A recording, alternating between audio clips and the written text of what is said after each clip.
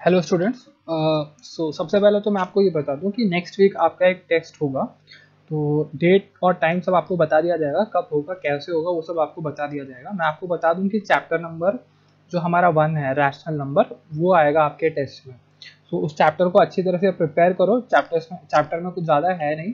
जो भी addition, subtraction, multiplication, rational number का इक्विवेलेंट फ्रैक्शंस क्या होते हैं, और ये सारी चीज़ें आप कवर कर लेना। और अच्छे से टेस्ट देना, अच्छी तरह से पढ़ के टेस्ट देना, क्योंकि ये इस टेस्ट के मार्क्स के अकॉर्डिंग ही आपके जो लास्ट आपका अगर एग्जाम्स क्लासेस स्टार्ट नहीं हुई तो इस टेस्ट के मार्क्स के अकॉर्डिंग ही ये पता चलेगा कि आप पास हो रहे हो या नहीं हो रहे हो। ठीक है, अच्छे से टेस्ट देना।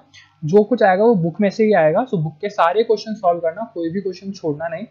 हमने ट्राई जो, अगर आपको कोई सी भी क्वेश्चन में डाउट हो तो आप मुझसे पूछ सकते हो, वो क्वेश्चन मुझसे पूछ सकते हो। ठीक है, लेकिन कोई भी क्वेश्चन छोड़ना मत, सारे क्वेश्चन कर लेना। ठीक है, अब हम चलते हैं हमारे नेक्स्ट चैप्टर। तो अभी तक हमने क्वेश्चन नंबर 25 तक देख लिया था। अब हम एग्जाम्पल नंबर 26,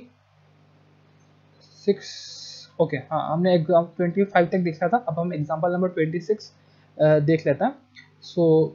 आज मैं थोड़ा सा फास्ट करूंगा ताकि हमारा ये जल्दी से खत्म हो जाए, एग्जाम्पल्स खत्म हो जाए। और आप, आई होप सो, आपने ये क्वेश्चंस आप कहीं लोगों ने ट्राई कर लिए होंगे, क्योंकि ये मोस्टली सब अगर एग्जाम्पल समझ जाओगे तो ये क्वेश्चंस करना बहुत सिंपल होगा। अदरवाइज एक एक क्वेश्चन करवाने में बहुत ज़्यादा टाइम वेस्ट हो रहा है हमारा, मेरा भी हो रहा है, आपका भी हो रहा है। इस बेटर मैं थोड़ा फास्ट कर दूंगा, लेकिन आप समझने की पूरी कोशिश करना।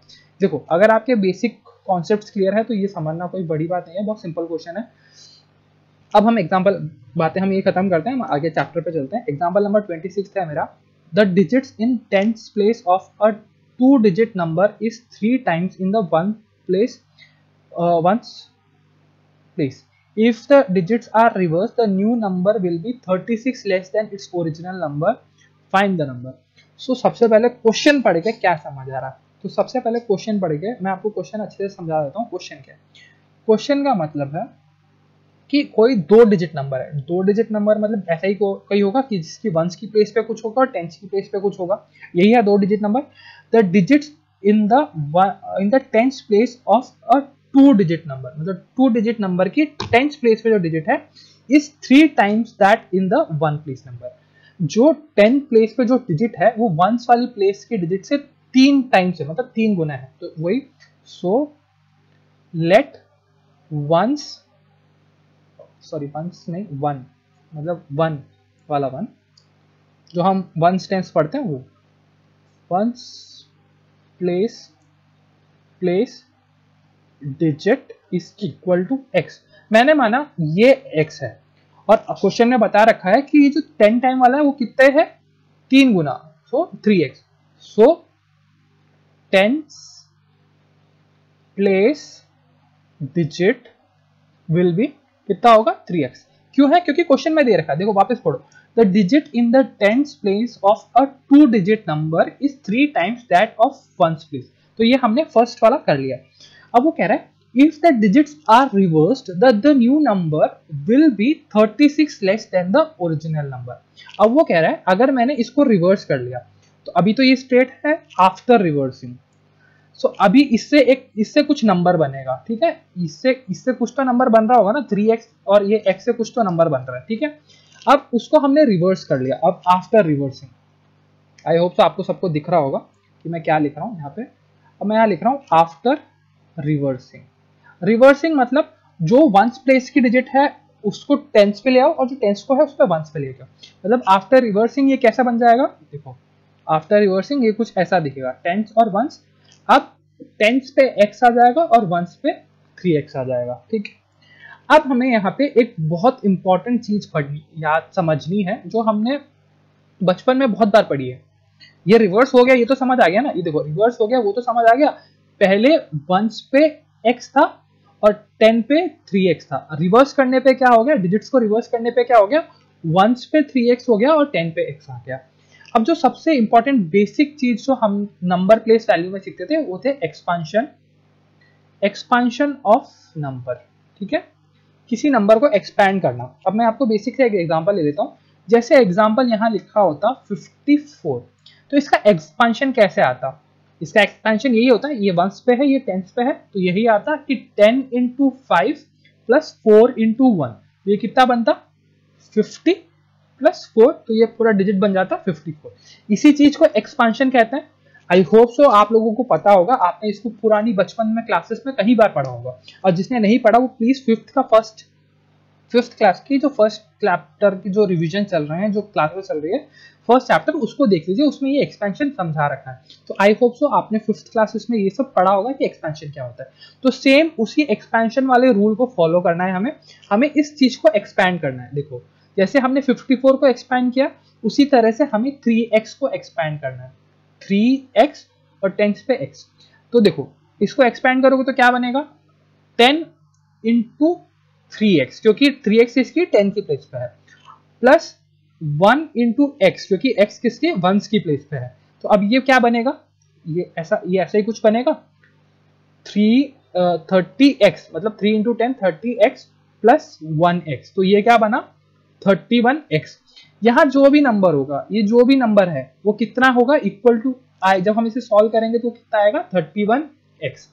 अब उसी तरह से रिवर्स करने के बाद में, तो ये तो रिवर्स करने से पहले था, अब यहां मैं लिख देता हूं ऊपर 1s 10s, और यहां मैं लिख देता हूं ये b बिफोर रिवर्सिंग, ठीक है, मतलब रिवर्स करने से पहले। अब आफ्टर रिवर्सिंग, अब रिवर्स करने के बाद में क्या होगा, रिवर्स करने के बाद में ये x और ये 3x यही बना, ये 10s की प्लेस और ये 1s की प्लेस, रिवर्स करने के बाद में यही हुआ। अब इसका एक्सपेंशन, अब रिवर्स करने के बाद में एक्सपेंशन क्या होगा, 10 इंटू एक्स, क्योंकि x 10, सॉरी ये मैंने उल्टा लिख रखा है, यहाँ पे कंफ्यूज मत होना, मैंने गलती से लिखा है, ये मेरा 1s और ये मेरा 10s, ठीक है। तो 10s इंटू एक्स, क्योंकि 10s की प्लेस पे ये है, प्लस 1 इंटू 3x, तो ये कितना बन गया, ये बना 10x प्लस 3x, कितना हो गया ये 13x। तो अब हमें पता चल गया कि इन दोनों की एक्चुअल वैल्यू कितनी है, मतलब रिवर्स के करने के बाद में और रिवर्स करने से पहले और रिवर्स करने के बाद में इसकी वैल्यू क्या बनेगी। तो ये वाला बना 31x और ये बना 10x, ठीक है। अब मेरे को एक बात बताओ कि 31x बड़ा होगा या 10x बड़ा होगा, डेफिनेटली 31x बड़ा होगा, क्योंकि मैंने आपको पहले भी समझाया था, हम अगर वैल्यू पुट करें 1 2 3 कुछ भी, तो 31x की वैल्यू हमेशा बड़ी वैल्यू आएगी, ठीक है। तो अब अगला क्वेश्चन में अब आगे क्या दे रखा है, अब यहां तक हमने कर लिया, ठीक है। अब क्वेश्चन में if digits are reversed the new number will be 36 less than the original number, मतलब जो अगर मैं नंबर्स को रिवर्स कर लूं, जो मेरा नंबर आएगा, तो ये देखो नंबर्स को रिवर्स कर लिया और ये मेरा जो नंबर आया, ये जो 13x है वो कितना 36 स्मॉल होगा, 36 लेस होगा किससे, जो मेरा ओरिजिनल नंबर है। तो इससे मैं इक्वेशन क्या बना सकता हूँ, इससे मैं ये इक्वेशन बना सकता हूँ कि जो मेरा पुराना नंबर है उसका अगर डिफरेंस, उसको मैं नया नंबर 13x से, तो मेरा जो डिफरेंस आएगा वो कितना आएगा 36। आई होप सो आपको समझ आ गया। ये देखो ये जो नंबर है मेरा, ये मेरा है नॉर्मल लिखने पे, मतलब 1s की 1s प्लेस पे, 10s को 10s की प्लेस पे, ये रिवर्स करने के बाद का नंबर है, दोनों को सब्ट्रैक्ट करूंगा तो मेरे पास कितना आएगा 36। यही वहां क्वेश्चन में भी लिख रखा है, देखो वापस अच्छे से पढ़ो, क्वेश्चन में क्या लिख रखा है कि the new number will be 36 less than the original number, the new number will be 36 less than the original number. तो अब हमें बहुत सिंपल सा हो गया, अब हमें इसे सॉल्व करना है, बहुत सिंपल है इसको सॉल्व करना। तो सबसे पहले कहाँ गया पेन मेरा, गिरा, ठीक है। सो 31 माइनस 13 कर लो, कितना आ जाएगा, 31 माइनस 13 करोगे तो 18 आएगा, 18 ही आएगा। 31 माइनस 10 करोगे तो 21 आएगा, 21 माइनस 3 करोगे तो 18 आएगा। तो ये कितना हो गया 18x इक्वल टू 36। अब एक 18 वहां ट्रांसपोज हो जाएगा, तो 18 इज इक्वल टू 36 अपॉन 18, तो ये x इक्वल टू कितना आ जाएगा 2, ठीक है। मतलब मुझे पता चल गया मेरी x की वैल्यू 2 है। तो अब हम लोग इसमें ये 2 पुट करेंगे। ये देखो हमने क्वेश्चन स्टार्ट किससे किया था, जहां पे मेरा क्या था 1s पे x था, और क्वेश्चन जब हमने स्टार्ट किया था तो मेरा 1s पे क्या था x और 10s पे क्या था 3x। तो मेरा 1s पे x मतलब क्या बना 2 और 3x मतलब क्या बना 6, मतलब 3 इंटू 2 6। तो मेरी वैल्यू क्या थी 62। अब डिजिट्स को रिवर्स किया तो क्या बनेगा, डिजिट को रिवर्स करने पे 26 बनेगा, 2 उधर चला गया 6 इधर आ गया। अब दोनों को सब्ट्रैक्ट करके देखो आपके पास कितना आ रहा है आंसर, 36 ही आ रहा है, करेक्ट। तो करेक्ट सॉल्व किया हमने। तो इस तरह से था ये क्वेश्चन। देखो एक क्वेश्चन पे आपको एक क्वेश्चन समझाने में मुझे 10 मिनट एटलीस्ट लगता है, ताकि ये, क्योंकि ये बहुत इंपॉर्टेंट है ना, मतलब ये चैप्टर बहुत इंपॉर्टेंट है। अगर आपको समझ आएगा तो समझ आएगा, तो इसलिए हम इसको थोड़ा धीरे कर रहे हैं, तो इसलिए कोई प्रॉब्लम नहीं है ऐसा। आप आराम से सारे क्वेश्चन करो, अगर कोई डाउट हो तो आप मुझसे पूछ सकते हो। अगर आपको कोई क्वेश्चन समझ नहीं आ रहा तो आप उसको वापस 2-3 बार देखो, ठीक है। जितनी बार समझ नहीं आ रहा उतनी बार देखो, क्योंकि ये बहुत इंपॉर्टेंट चैप्टर है। अगर आप ये समझ गए कि इक्वेशन कैसे बनाना है, क्योंकि सॉल्व करना तो बहुत सिंपल था, सॉल्व करना तो लास्ट के 2 ही स्टेप्स थे, लेकिन इक्वेशन बनाना, क्वेश्चन को समझना और बेसिक पुराना सब पता होना is very important in maths. ऐसा नहीं कि हम पिछली क्लास में जो पढ़ रहे हैं उसको भूल के जा रहे हैं, ठीक है। तो हमारा आंसर आ गया था x की वैल्यूज 2, हमारे नंबर बन गए थे 62 और 26, तो वही यहाँ पे भी है 62, जो ओरिजिनल नंबर था वो 62 था। अब हम एग्जांपल नंबर 27 देख लेते हैं। Two equal sides of an isosceles triangle are 3x minus 1 and 2x plus 2 units. The third side is 2x unit. Find the value of x and the perimeter of the rectangle. अब सबसे पहले हमें ये पता होना चाहिए कि isosceles triangle मतलब क्या होता है। क्वेश्चन में है the two equal sides of an isosceles triangle are 3x minus 1 and 2x plus 2 units. मतलब सबसे पहले तो ट्रायंगल है, ट्रायंगल आइसोसेलेस है। ये ट्रायंगल मतलब यही होता है। अब आइसोसेलेस ट्रायंगल,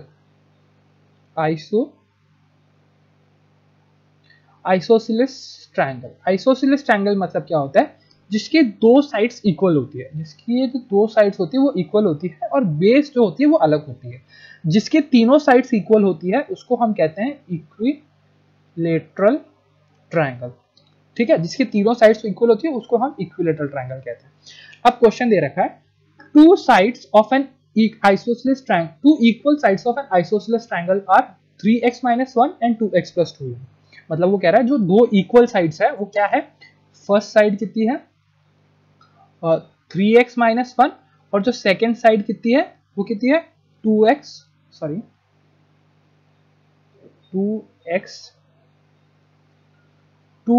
plus 2। तो ये अब हमें पता है ये दोनों इक्वल है, मतलब इक्वल है मतलब 3x minus 1 is equal to 2x plus 2, ठीक है। क्या मुझे यहां से एक x की वैल्यू आ सकती है कि मेरी x कितना है, मेरे को ये पता चल सकता है? डेफिनेटली पता चल सकता है। अगर मैं इसको सॉल्व करूं तो मेरे को अपना x पता चल सकता है, लेकिन उससे पहले एक और हम गिवन लिख सकते हैं। The third side is 2x unit. The third side is, जो थर्ड साइड है वो कितनी है 2x यूनिट है, ठीक है। अब हमें ये तो पता है ये तो इक्वल है, लेकिन थर्ड साइड इक्वल थोड़ी है।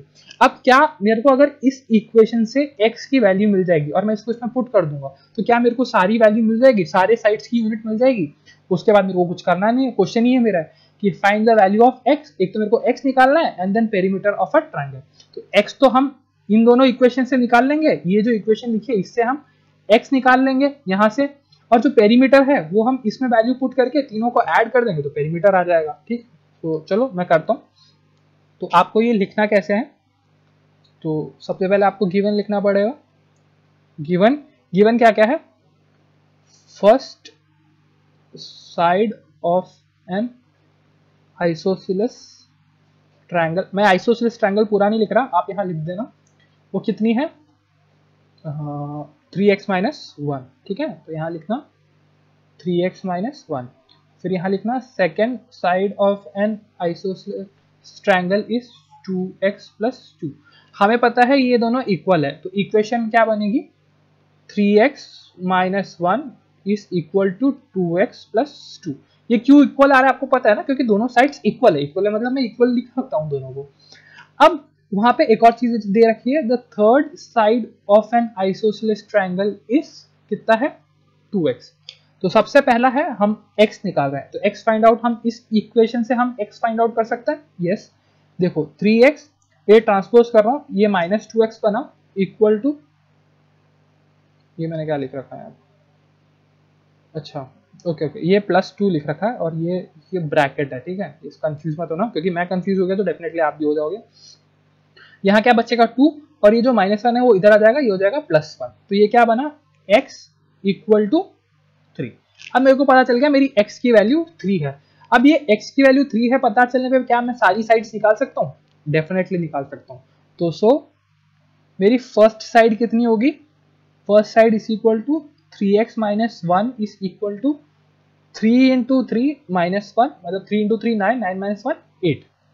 सेकेंड साइड मेरी कितनी होगी 2x प्लस 2, तो 2 इंटू 3 प्लस 2, अब 2 इंटू 3 6, 6 प्लस 2 8। देखो बराबर ही आ रही है ना, 8 यूनिट बराबर आ रही है। और मेरी जो थर्ड साइड है वो कितनी आएगी, third side is equal to 3x, third side 3x थी या 2x थी, क्वेश्चन देख लेते हैं हम, 2x, ठीक है, सॉरी 3x नहीं है, थर्ड साइड जो है मेरी वो 2x है, मैंने यहाँ 3x लिख दिया है, बट थर्ड साइड जो है मेरी वो कितनी है, वो है सॉरी पेन बदल जाता है, 2x, ठीक है, थर्ड साइड मेरी कितनी है 2x, तो 2x मतलब 2 इंटू 3 मतलब 6।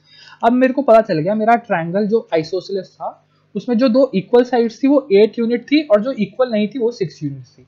अब जो सेकंड पार्ट मेरा क्वेश्चन का था वो क्या था, पेरीमीटर निकालना, ठीक है। तो पेरीमीटर मतलब क्या है, जो बाउंड्रीज है उसको ऐड करना, मतलब 8 प्लस 8 प्लस 6, तो 8 प्लस 8 16, 16 प्लस 6 22 यूनिट्स, ठीक है। आई होप सो आपको ये समझ आ गया होगा कि कैसे किया ये वाला क्वेश्चन, बहुत सिंपल सा क्वेश्चन था, कुछ ज्यादा कुछ था नहीं क्वेश्चन में, ठीक है। अब हम नेक्स्ट क्वेश्चन देख लेते हैं। और जो नीचे ये जो एक्सरसाइज की प्रैक्टिस एक्सरसाइज के क्वेश्चन है प्लीज आप लोग करना खुद से करोगे तभी पता चलेगा, मैं करूंगा तो आपको कुछ ऐसा कुछ पता नहीं चलने वाला, जब तक आप खुद से, आपको एक बार आप करो, आपको नहीं समझ आ रहा देन आप मेरा देख के करोगे तो आपको ऑलमोस्ट पता चल जाएगा कि आपने क्या गलती करी थी, ठीक है। खुद से करोगे तभी हमें पता चलेगा हम क्या गलती कर रहे हैं। अगला क्वेश्चन है, the length of a rectangular room is 5 metre more than its breadth, ठीक है। एक रेक्टेंगुलर रूम है, उसका जो लेंथ है उसको उसके ब्रेड्थ से 5 ज्यादा है। If the length of room is decreased by 3 metres and breadth is increased by 2 meters, the area of the room remains unchanged. Find the dimensions of the room. बहुत अच्छा क्वेश्चन है। तो क्वेश्चन ये है मेरा, क्वेश्चन उन्होंने ये दे रखा है कि एक रूम है, ठीक है, ऐसा ये एक रूम है, उसके अंदर ये एरिया है, इस रूम के अंदर ये एरिया है, ठीक है। अब वो कह रहे हैं आपको कि ये जो रूम है इसकी जो लेंथ है वो 3 मीटर ज्यादा है उसकी ब्रेड्थ से। तो ये दो ही चीजें होंगी, अगर रूम है तो रेक्टेंगल है तो रेक्टेंगल में दो ही चीजें होती है, एक होती है लेंथ और एक होती है ब्रेड्थ, ठीक है। ये देखो यहाँ देखो, द रेक्टेंगुलर लेंथ और ब्रेड्थ दो चीजें होती है। अब यहाँ देखो, the length of the rectangular room is 5 metre more than its breadth, मतलब अगर मेरा ब्रेड्थ जो है ब्रेड्थ से 5 मीटर ज्यादा मेरा लेंथ है, तो क्या, अगर सपोज करो इफ चलो गिवन से स्टार्ट करते हैं।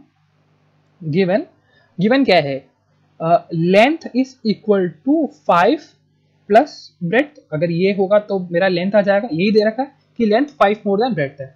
अब सपोज करो, सपोज मैं यहाँ ब्रेड्थ को, सपोज ब्रेड्थ, या फिर यहाँ लिखो let breadth is equal to x, मैंने माना कि ब्रेड्थ मेरे को नहीं पता x है, तो मेरा क्या लेंथ मेरा ये बन जाएगा 5 प्लस x, जो मेरा लेंथ है वो क्या 5 प्लस x बन जाएगा। तो मेरे पास x के टर्म्स में लेंथ और ब्रेड्थ आ गई।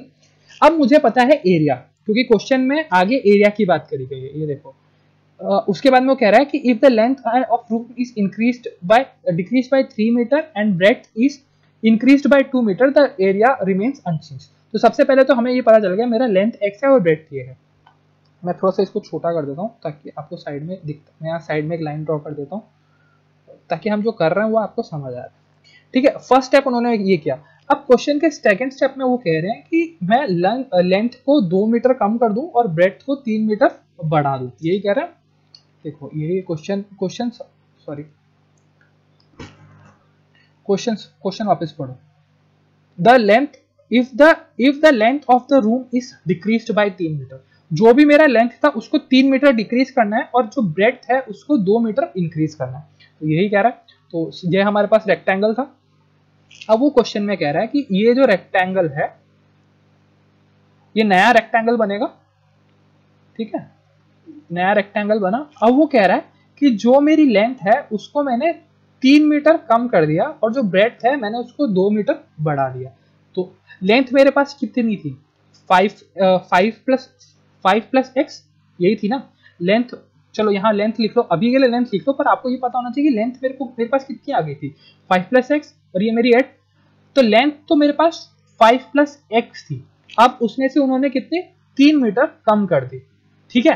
तो ये नई मेरा जो नया लेंथ है वो कितना बन गया, जो मैं नया लेंथ को L1 लिख देता हूँ, तो नया लेंथ बन गया मेरे पास 5 माइनस 3 कितना बनेगा 2, तो ये बनेगा 2 प्लस एक्स। तो मेरी नई लेंथ कितनी बन गई 2 प्लस एक्स। ब्रेथ मेरी कितनी थी x, वो कह रहे हैं उसमें 2 और जोड़ दी, तो नया मेरा ब्रेथ b1, तो नया ब्रेथ है वो कितना बना x प्लस 2। तो अब हमारे पास ये आ गया कि हमारे पास नई लेंथ और पुरानी लेंथ दोनों आ गई, ठीक है, मतलब x प्लस टू दोनों जगह सेम है, ठीक है।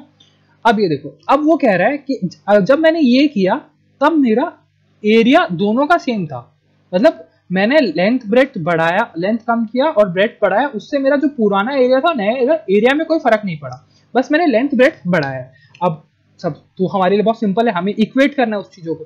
तो अब एरिया का फॉर्मूला क्या होता है, एरिया ऑफ रेक्टेंगल, ठीक है, एरिया ऑफ रेक्टेंगल का एरिया होता है लेंथ इंटू ब्रेथ। तो इधर जो फर्स्ट वाला केस है वहां पे एरिया क्या बनेगा, area is equal to L into B, मतलब 5 प्लस एक्स इंटू एक्स, ये मेरा लेंथ बना। इधर एरिया क्या बनेगा, इस तरफ जो चेंज होने के बाद में वो बनेगा L into B, L1 into B one, लेकिन एरिया क्या रहेगा सेम है, एरिया इज इक्वल टू यहाँ पे आ जाएगा x plus 2 into x plus 2, ठीक है। आई होप तो आपको समझ आ रहा होगा। देखो ये x प्लस 2 है और इसको मैंने वापस 2 प्लस एक्स को मैंने x प्लस 2 लिख दिया, कोई फर्क थोड़ी पड़ता है। हमने कम्यूटेटिव प्रॉपर्टी पढ़ी है कि उसका पोजीशन चेंज करने, एडिशन में पोजीशन चेंज करने से कोई फर्क नहीं पड़ता, तो इसीलिए मैंने इसको x प्लस 2 लिख दिया। अब बारी आती है इसको सॉल्व करने की। हमें पता है ये दोनों तरफ इक्वल है, मतलब ये 5 plus x into x is equal to x plus 2 into x plus 2। हमें पता है ये दोनों इक्वल है, हमें इसमें कोई डाउट नहीं है, लेकिन हमें इसको सॉल्व करना है। तो अब मैं इसको सॉल्व कर देता हूँ। ये क्या बनेगा, ये बनेगा 5x और ये क्या बनेगा x इंटू एक्स बनेगा x का स्क्वायर। कंफ्यूज मत हो, हमने अभी तक पूरे चैप्टर में, हमारा चैप्टर ही लीनियर इक्वेशन है, लेकिन ये तो क्वाड्रेटिक इक्वेशन में चला गया x का स्क्वायर। लेकिन इसको देख के घबराओ मत, क्योंकि आगे कुछ ऐसा तो होगा जिससे ये हटेगा। अब इसको गौर से देखो, मैं इसको डायरेक्ट सॉल्व कर सकता हूँ, लेकिन हमें पता है a plus B whole square, क्योंकि ये देखो x प्लस टू क्या बनेगा, x प्लस 2 का होल स्क्वायर, यही बन रहा है ना। तो हमें इसका फॉर्मूला पता है, a square plus B square plus 2ab, यही होता है। a स्क्वायर मतलब देखो यहाँ लिख देता हूँ a प्लस बी का whole square. I hope so आपको सबको इसका फॉर्मूला पता होगा। ये क्या बनेगा, a square plus B square plus 2ab, यही बनता है। तो उसी तरह से देखो x प्लस 2 को, अगर x प्लस 2 को मैं पूरा ओपन करता हूँ कि x प्लस 2 का होल स्क्वायर, तो ये क्या बनेगा, x स्क्वायर प्लस 2 का square plus 2 into x into 2, यही बनेगा। मैं अच्छे से लिख देता हूँ ताकि आपको समझ आए कि क्या लिख रहा हूँ। मैं इसको ओपन कर रहा हूँ, जो ऊपर जो फॉर्म लिखा हुआ है मैं उसके बेसिस पे इसको ओपन कर रहा हूँ। तो x का स्क्वायर मतलब a का स्क्वायर मतलब x का स्क्वायर प्लस b का स्क्वायर मतलब 2 का स्क्वायर प्लस 2 इंटू a क्या था हमारा x और b क्या था हमारा 2। अब इसको सॉल्व कर लो, ये x का स्क्वायर तो x का स्क्वायर रहेगा, लेकिन 2 इंटू 2 का स्क्वायर कितना हो जाएगा, और 2 का स्क्वायर क्या हो जाएगा 4 प्लस 2x इंटू 2 मतलब 2 इंटू एक्स 2x हो गया, और 2x इंटू 2 कितना हो गया 4x, ठीक है। और हमारे पास इस तरफ क्या है 5x प्लस एक्स स्क्वायर, इसी चीज को मैंने नीचे लिख दिया। अब ये देखो, ये मेरे पास एक इक्वेशन आ गई, ठीक है। अब इसको इक्वेट करना है, अब मुझे इसमें से x की वैल्यू निकालनी है। अगर मैं सबसे पहले सारी x की टर्म्स को एक तरफ ले आऊं तो क्या ये ऐसा बनेगा, मैं इस एक्स स्क्वायर को आगे लिख रहा हूँ, ठीक है। देखो कम्यूटेटिव यहाँ एडिशन है, कम्यूटेटिव प्रॉपर्टी आगे लिखो पीछे लिखो कोई फर्क नहीं पड़ता। तो मैं यहाँ ऐसा लिख रहा हूँ एक्स स्क्वायर प्लस 5x। अब यहाँ से ये जो माइनस एक्स, ये जो एक्स स्क्वायर है इसको मैं इस तरफ लेके जाऊंगा, और ये जो 4x है इसको भी मैं इस तरफ लेके जाऊंगा। तो देखो क्या ये यहाँ पे माइनस एक्स स्क्वायर बनेगा, और ये जो प्लस 4x है वो है बनेगा माइनस 4x इक्वल टू, यहाँ पे क्या बचा, यहाँ पे बचा 4। अभी तक आपको कोई भी डाउट नहीं होना चाहिए, ठीक है, कि मैंने क्या किया है। अब यहां तक कोई डाउट नहीं है तो अब ये देखो x square minus x square, क्या ये दोनों कट के जीरो हो जाएगा? अरे x square minus x square होगा तो जीरो ही हो गया। तो हमारा ये जो प्रॉब्लम था ना कि हमारे पास क्वाड्रेटिक इक्वेशन आ रही थी, मतलब x टू पावर 2 आ रही थी, लीनियर इक्वेशन नहीं आ रही थी, वो खत्म ही हो गई। तो अब मेरे पास क्या बचेगा? अब मेरे पास सिंपल सा बच रहा है 5x minus 4x is equal to 4। क्या बचा? 5x minus 4x equal to 4। तो 5x माइनस 4x कितना बचेगा? 1x equal to 4। मेरे पास वैल्यू क्या आई? x equal to 4। अब इस 4 को बस हमारे पास क्वेश्चन सॉल्व हो गया है। अब जो हमारा ये जो क्वेश्चन है यहाँ पे x की वैल्यू पुट करनी है। इस क्वेश्चन में x की वैल्यू पुट करोगे हमारे पास x इक्वल टू 4 आ गया। मतलब सबसे पहले मेरे पास ब्रेड्थ कितनी थी? 4 मीटर और लेंथ कितनी थी? 9 मीटर, क्योंकि x की जगह मैंने 4 की वैल्यू पुट करी। जब मैंने चेंज किया, जब मैंने अपना जो रेक्टेंगल है उसका साइज चेंज किया, तब मेरे पास ब्रेड्थ कितनी हो गई? x प्लस 2, मतलब 4 प्लस 2 कितनी हो गई? 6 मीटर। और लेंथ कितनी हो गई? 2 प्लस एक्स 6 मीटर, बराबर ही हो गई ना। अब उसके बाद में हमने इसका एरिया निकाला। एरिया मतलब क्या है? हम बस चेक कर रहे हैं कि सही है या नहीं। तो एरिया, पहले वाले का एरिया क्या है? 4 इंटू 9 36 मीटर, और दूसरे वाले का एरिया क्या है? 6 इंटू 6 36 मीटर। देखो सेम ही आ रहा है ना, तो यही तो हमें सॉल्व करना था। तो इस तरह से ये क्वेश्चन सॉल्व होगा। सो बाकी क्वेश्चंस आप खुद से ट्राई करो, ठीक है, जो भी क्वेश्चंस है वो आप खुद से ट्राई करो। The distance between two stations, ये सब आप बहुत इंटरेस्टिंग सा चैप्टर है। लेकिन ये है कि आपको इक्वेशन बनाना आना चाहिए, आपको बेसिक कॉन्सेप्ट आना चाहिए कि रेक्टेंगल का फॉर्मूला क्या होता है, ट्रायंगल, आइसोसेलेस ट्रायंगल मतलब क्या होता है, ये सब पता होना चाहिए। बाकी बहुत सिंपल है ये सारा चैप्टर, तो आई होप सो आप कर लोगे। अब हम नेक्स्ट क्लास में मिलेंगे जहां पे हम नेक्स्ट आगे क्वेश्चंस करेंगे। उसके बाद में ये आपका होमवर्क है, ये आपको खुद करना है सारे क्वेश्चंस, ठीक है। अगर कोई डाउट हो तो आप मुझसे पूछो, लेकिन आपको ये खुद करना है। 2.2 ये आपको खुद करना है। और अगर वैसे भी ये चैप्टर हमारा ऑलमोस्ट कंप्लीट हो चुका है, बट मैं आप चाहता हूँ कि आप ये सारे क्वेश्चन सॉल्व करो। जैसे ये 2.1 ये एक्सरसाइज, ये तो बहुत सिंपल है ना, ये सब आप सॉल्व कर सकते हो। ये 2.3 की एक्सरसाइज, ये सब बहुत सिंपल चीज है। 2.5 ये सारे क्वेश्चन। तो आई वांट कि आप लोग अपनी कॉपीज में ये सारे करना स्टार्ट करो। जो मैं एग्जाम्पल करवा रहा हूँ वो भी सारे कंप्लीट करो, और ये भी सारे कंप्लीट करो। यहाँ देखो मोस्टली आपको सारे क्वेश्चन सेम जो हमने यहाँ करे हैं, सेम वैसा एग्जाम्पल्स में देख के आपको पता चल जाएगा कि कैसे करना है, क्योंकि सेम वैसे के वैसे क्वेश्चन है, बस वैल्यू डिफरेंट है। एक और चीज मैंने आपको बता दी थी कि टेस्ट के बारे में, कि नेक्स्ट वीक आपका टेस्ट होगा, ठीक है। सो थैंक यू बच्चों, थैंक्स फॉर द क्लास।